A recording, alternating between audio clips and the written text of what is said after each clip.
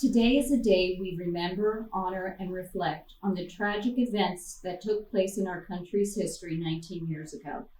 Each and every one of us that is old enough to remember knows exactly where we were at those precise moments when 19 men hijacked 4 U.S. commercial planes. We were under attack.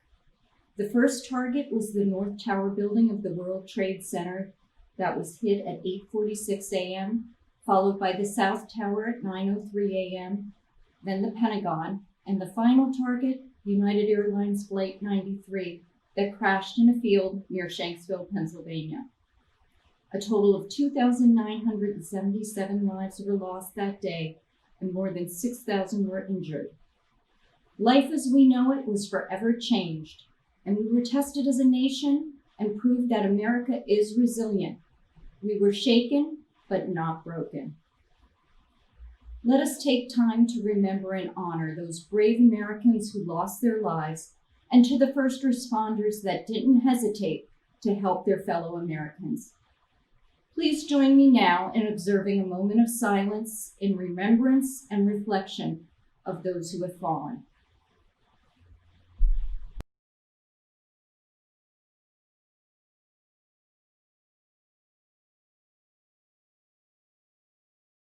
I just wanted to share some thoughts and memories from my experience of 9/11. I remember that day vividly. I was coming home from work, turned the radio on, and the radio DJ at the time said, "Hey, a plane crashed into the World Trade Center."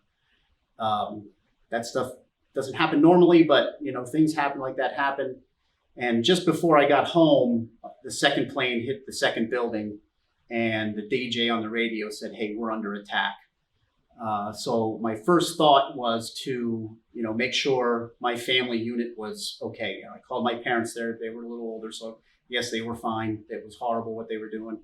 I pulled in the driveway, made sure my family was okay. My son was very little at the time, so, he didn't really know much what was going on. Excuse me. So the first thought was make sure family was okay. One of the best memories from 9/11, if you can have a best memory, is that it brought the country together.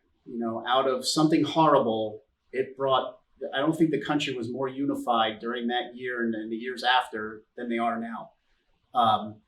American flags were everywhere. They were attached to people's cars, their trucks, their buildings. Anywhere you drove, you could have driven anywhere, and there was American flags everywhere.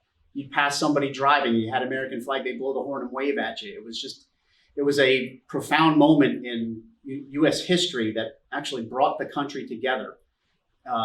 So as far as a memory, that's probably the best memory that I've had from 9/11, and it still kind of goes on today. So I want to thank LCCC for letting me come in and speak today, and I hope what I said was insightful, and thank you very much.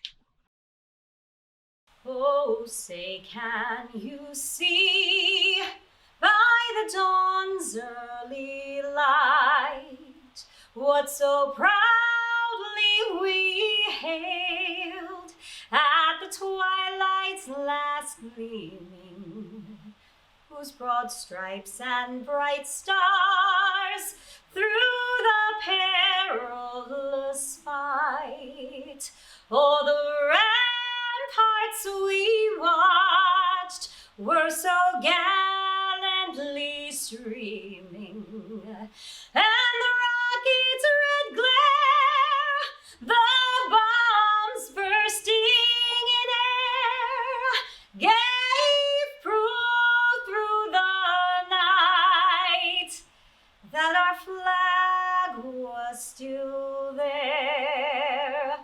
Oh, say does that star-spangled banner yet wave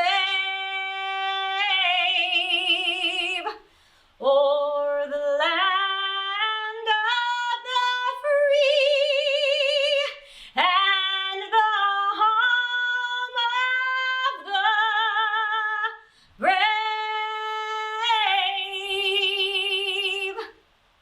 Good morning, everyone. As president of the LCCC Veterans Club, it is my privilege in joining all of you today in honoring and in remembrance of the victims as well as the heroes that responded to the call on September 11, 2001. I'm sure most of you remember where you were on that day, how you felt, how the people around you felt. And although nothing can be done to undo the events that occurred, we can still remember the good that came as a result.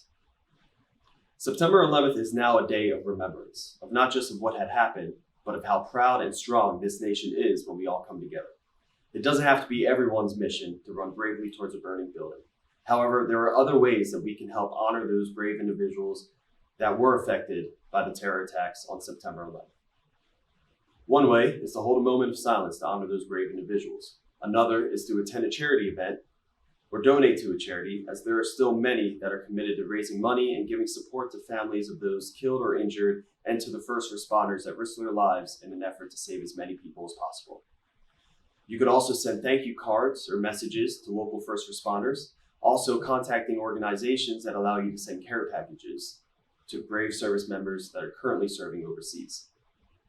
There are also ways to help the community around us. You can pledge to do one good deed a month, a week, or even a day. If you're healthy, you could donate blood as an incredible way to help many people in need.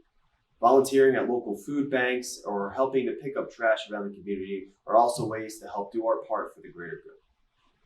So thank you to everyone for helping us honor veterans, active duty military members, first responders, and every proud citizen of the United States. Please continue to join us in doing what we can to help give back to those that volunteer to risk their lives for the greater good so we can remain warm in our beds. Any deed, whether big or small, will be greatly appreciated and will have a positive impact on the community around us. Stay safe, stay strong, and never forget the pride that we all hold as Americans. In these uncertain times, let's put aside all of our differences and come together. Let this serve as a reminder of the sacrifices made by so many and the unyielding commitment that Americans have to never forget. Thanks to all of you for joining us on this special day of remembrance.